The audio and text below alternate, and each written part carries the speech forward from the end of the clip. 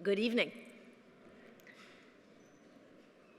Monsieur l'Ambassadeur, you know, if you had been a little less smart and had ended up at Harvard rather than Yale, I have no doubt that you would have been a fierce competitor of mine for the title of Chief Stanley Hoffmann groupie of all times.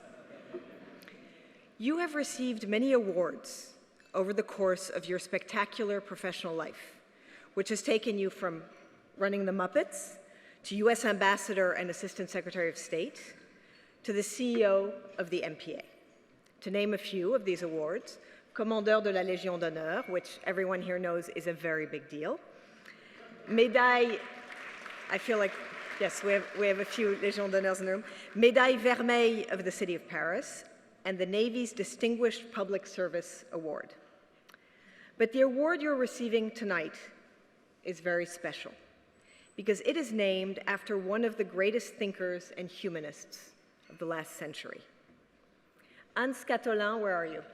This award is your baby, and I am so profoundly grateful to you for honoring Professor Hoffmann in such a meaningful way. A consummate Franco-American who earned his wings on the Rue Saint-Guillaume, he was one of the brightest lights of my existence and of that of so many others. I'm trying to imagine him here this evening with his devilishly witty smile and one of his quirky ties, he had an extraordinary tie collection, wanting to impart wisdom, but worrying about the turn that the world is taking. I wonder what his message would be. He, the great ethicist and author of Duties Beyond Borders, the disciple of Raymond Aron, the believer in multilateralism and collective security. Your Excellency, I think he would give you a very good grade. He would applaud all that you do to contribute to a healthier and more vibrant society and your unwavering commitment to Franco-American friendship. Most of all, he would love that your career, so far, has 3 salient phases. Yes, Stanley Hoffmann did everything by 3, a habit he most certainly formed at Sciences Po. To the point where the automated phone system at CES featured his deep voice saying, I can't imitate his voice, "You have reached the Center for European Studies. You now have 3 options." So, première partie. Before entering public service, you were CEO of the Jim Henson Company, home to the Muppets and some of the greatest educational programs for kids. What you have done to open millions of young minds to the importance of making wise choices is absolutely prodigious. And yes, the Muppets gave us our beloved Kermit la Grenouille. Proud can the French be if that's what it means to be a frog. Now, for the next installment. We met in Paris when you and Susan arrived as President Obama's envoys. Wow, did you shake things up and help remind our allies of what a dynamic and open USA looks like. From your office on Place de la Concorde to the Hôtel de Talleyrand up the street, where the Marshall Plan was once administered, you gave serious thought to how to make an impact. You also took time to visit every single region of France, because, as a student of Tocqueville, you understand that even if a republic is centralized, there is more to a country than its capital city. Beyond that capital city, you dared to venture into the banlieue, because you know that face-to-face dialogue is the smartest path to harmony. So you brought in American stars like Samuel Jackson and launched a program that has received great accolades from the French Ministry of the Interior. But I have a question. Is it true that when you presented your credentials to President Sarkozy, who received this very award in 2019, you gave him a framed photo of Rita Hayworth? You then went to the State Department as Assistant Secretary for Economics and Business, overseeing a vital part of the conduct of US foreign policy. Which brings us to the troisième partie today. All of this has culminated to land you in one of the coolest jobs of all, one which makes good use of your diplomatic skills, Chairman and CEO of the Motion Picture Association, the global advocate for the film, TV, and streaming industry.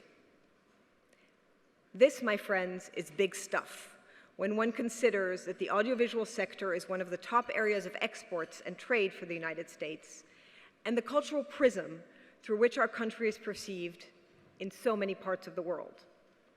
Since taking the helm in 2017, you have led the MPA through a period of great innovation while dealing with challenges ranging from navigating COVID to the Anti-Piracy Coalition.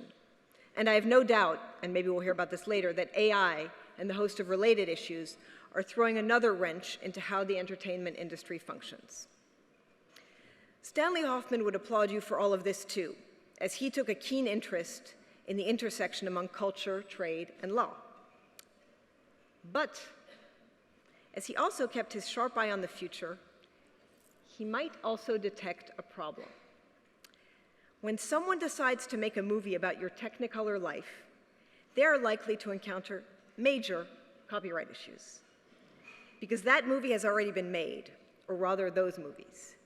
Take, for example, Jefferson in Paris, about the illustrious American minister plenipotentiary to France. Or, in a different register, An American in Paris, where a dreamy artist dances a memorable pas de deux just under your window on the Place de la Concorde. There is Saving Private Ryan. Yes, Monsieur l'Ambassadeur, you went far beyond the call of duty and parachuted from a plane into Normandy to honor the heroic sacrifice of American troops on D-Day.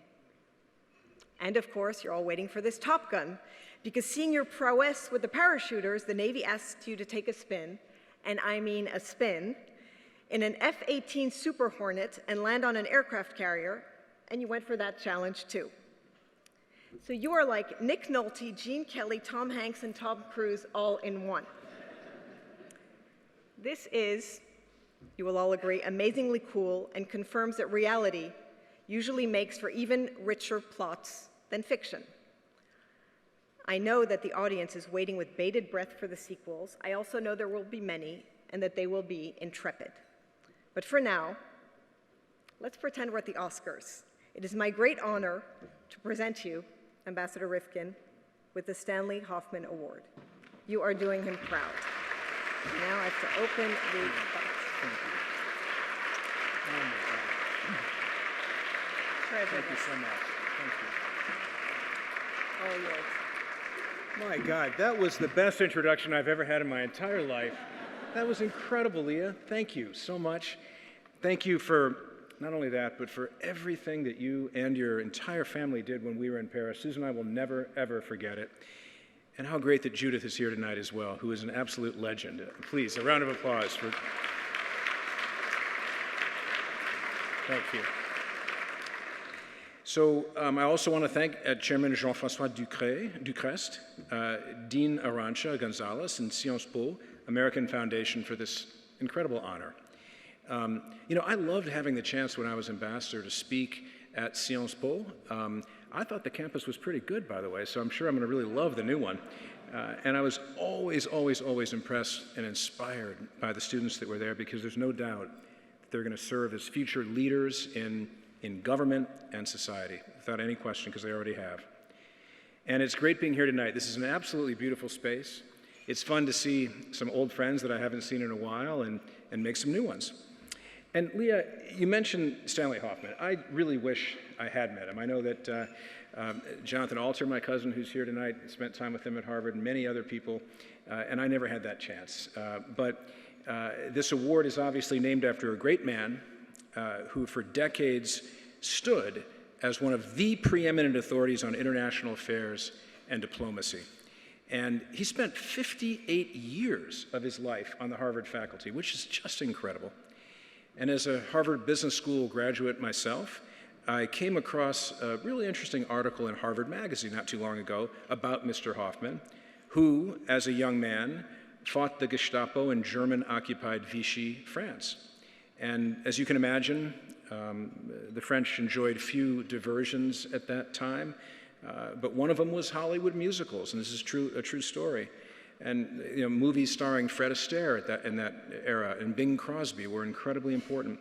And it lifted the spirits of the French audiences living in the South.